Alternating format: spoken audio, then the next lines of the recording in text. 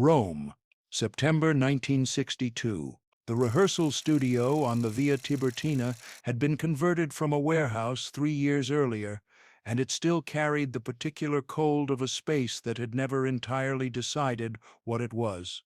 The concrete floor had been partially covered with portable stage panels. Two working lights on tall stands cast a wide, flat white over the center of the room. The rest of the space was shadow. The production was 4 days from its first principal photography day. 12 people were in the building. Not all of them wanted to be.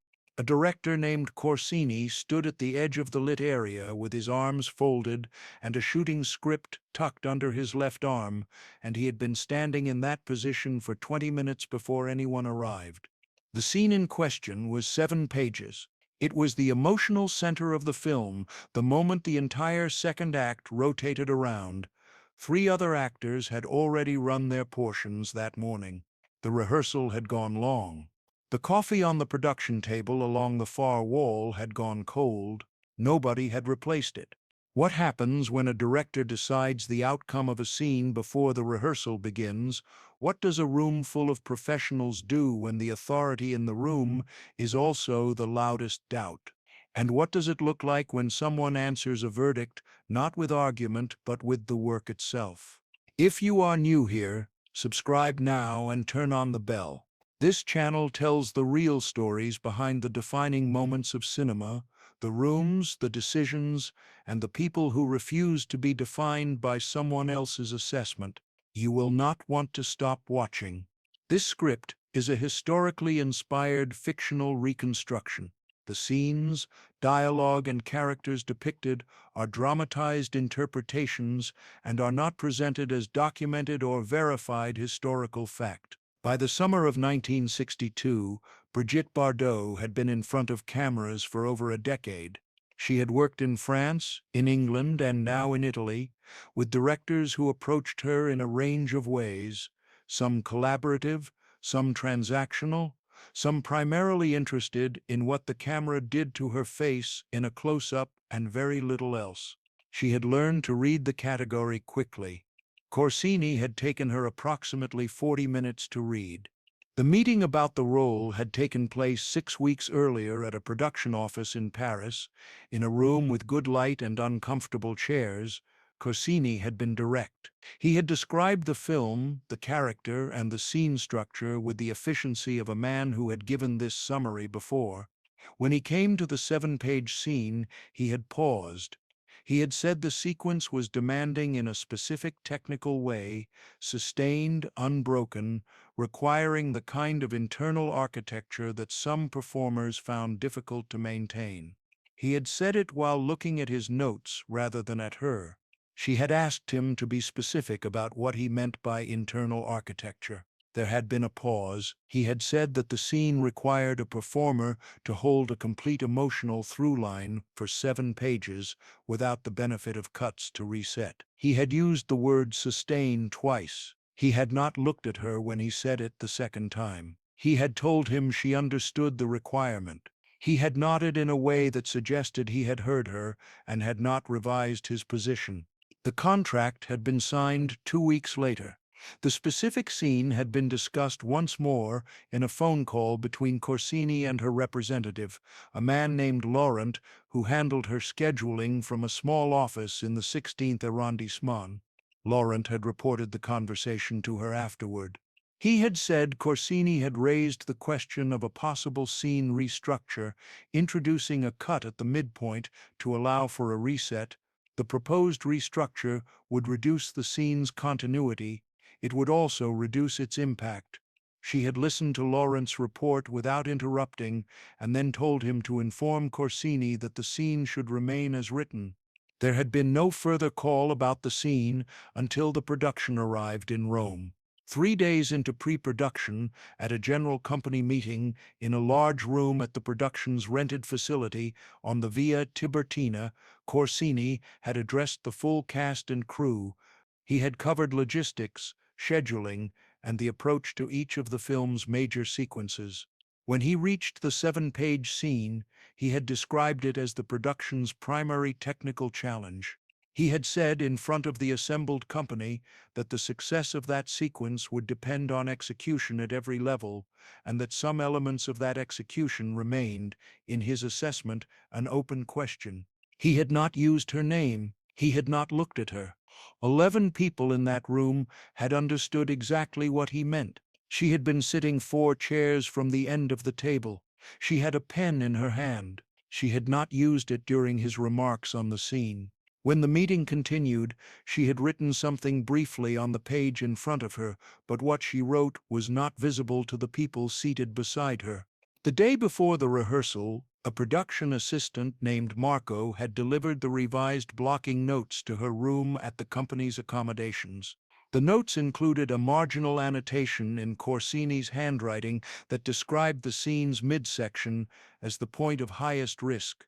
The annotation suggested the performer would need to find a way to anchor the sequence through physical rather than interior means. She had read the annotation twice.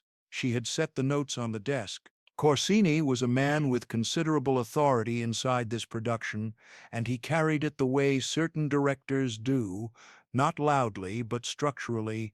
He had final cut. He had casting approval. He had the trust of the producers, who were based in Rome and who communicated with the production through a representative named Falco, a compact man in his 50s who attended every rehearsal and said almost nothing, and whose presence in the room was itself a form of pressure. When Falco sat in a chair, people noticed which direction his attention moved. The morning of the 7-page scene rehearsal, Falco arrived 12 minutes before anyone else. He took a chair at the edge of the lit area and placed a leather-bound notebook on his knee. He did not open it. His function in the room was purely observational, but the observation was the point. Every person who entered after him registered his presence and adjusted accordingly, standing slightly straighter, speaking slightly more precisely, performing their competence at a marginally elevated register. Corsini entered next and positioned himself at the edge of the lit space with his script.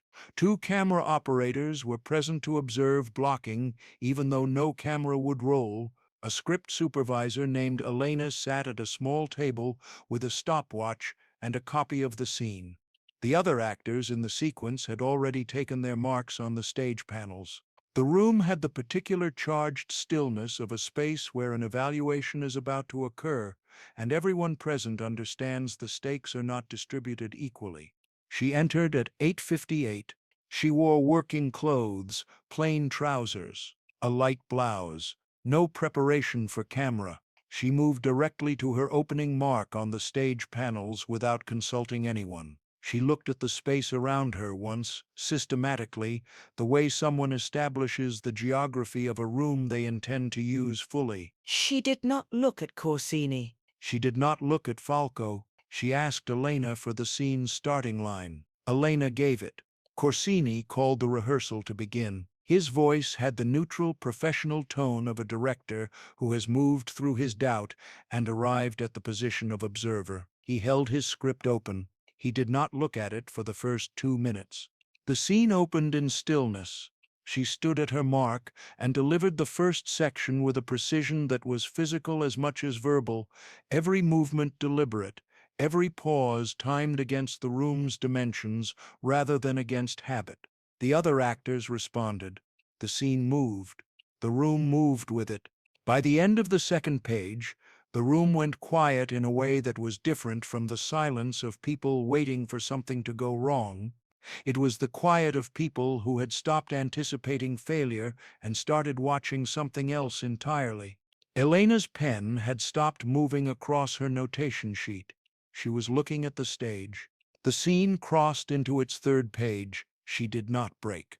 The through line Corsini had described as a technical challenge was not only present, it was accumulating, building pressure across the page, turns the way the scene had been written to do. The other actors who had run their own portions smoothly that morning were visibly recalibrating. They were no longer running their marks, they were responding. All eyes turned to the center of the lit space.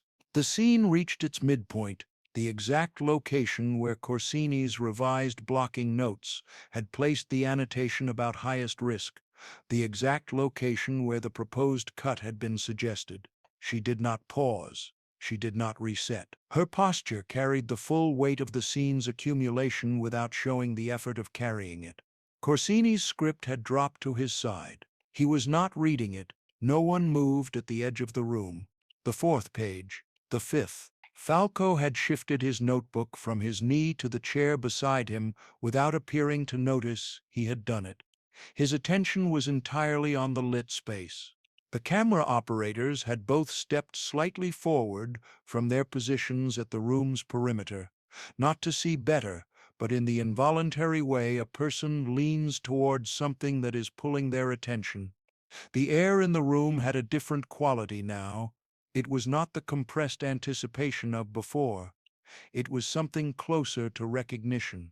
The scene entered its sixth page. The script supervisor, Elena, had her stopwatch in her hand, but was not checking it.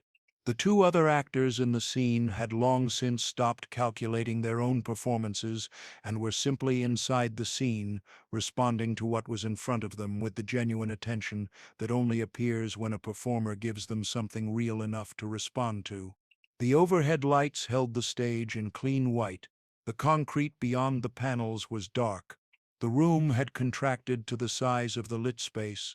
The seventh page arrived. The scene's final section required her to hold a sustained silence, not a pause between lines, but a full, weighted, structural silence that the script marked as 20 seconds. She held it. The room held it with her. Elena's stopwatch ran. Nobody counted aloud. Corsini stood with his script at his side and his eyes on the stage and did not speak. She completed the scene's final line. She stepped back one step from her mark. She looked at the floor for a moment, not in uncertainty, but in the specific way a performer exits a space they have fully inhabited. Then she looked up at the room. Corsini did not speak immediately. He looked at his script once, briefly, as though confirming something against the page. Then he closed it. He looked at Elena. He said one word, again, not a correction, not a note, a director's word for the thing that he wants to keep. The rehearsal ran the scene twice more. By the third run, the camera operators had positioned themselves with more intention, framing the space in the way people frame something they are beginning to understand is worth framing carefully. Falco had his notebook open. He was writing. After the third run, Corsini gathered the company briefly. He spoke about the scene's structure and the blocking adjustments he intended to make before the shoot day. He spoke about pacing and about the relationship between stillness and movement in the sequence. He did not revisit the annotation he had written in the blocking notes. He did not raise the question of a midpoint cut. He addressed her directly once to confirm a specific piece of staging for the camera. She confirmed it. He nodded and moved on. The proposed restructure was never discussed again. The midpoint annotation disappeared from the revised blocking document that Elena distributed the following morning. The scene was shot 4 days later in a single shooting day, with one camera without a cut at its center. The production wrapped that sequence in 7 hours, which was 4 hours under the allocated schedule. What happened in that rehearsal studio on the Via Tiburtina was not a confrontation. There were no raised voices. No formal disagreement was recorded. What happened was more precise than a confrontation. A piece of work was performed at a standard that made every prior reservation about it structurally irrelevant. The doubt did not leave the room because it was argued with. It left because the evidence replaced it. Corsini was a director who understood craft, and he was ultimately a man governed by what he saw in front of a camera. What he saw in that rehearsal room revised his position more completely than any conversation could have. The blocking notes were rewritten. The cut was removed. The scene was shot as written. The film was completed on schedule. The sequence at its center, 7 pages, single continuous take, no midpoint reset, was the sequence most discussed when the film was reviewed. Several accounts of the production, documented in the years that followed, noted the scene's unusual structural continuity. None of them noted what it had taken to ensure that continuity remained intact. The lesson from that morning is one that does not require elaboration but deserves to be stated clearly. When someone tells you that you cannot carry something, the most efficient response is not an argument. It is the work, performed completely, in full view of the people who doubted it, a 7-page scene, run without a break, in a cold rehearsal room in Rome, settled a question that 3 weeks of negotiation had left open. Share this story with someone who has been told they are not quite enough for the room they are standing in. Remember what Brigitte Bardot taught us about the only answer that a director or anyone holding authority over a creative decision cannot argue with the moment you do the thing they said you couldn't do, and you do it so completely that the room has to go quiet.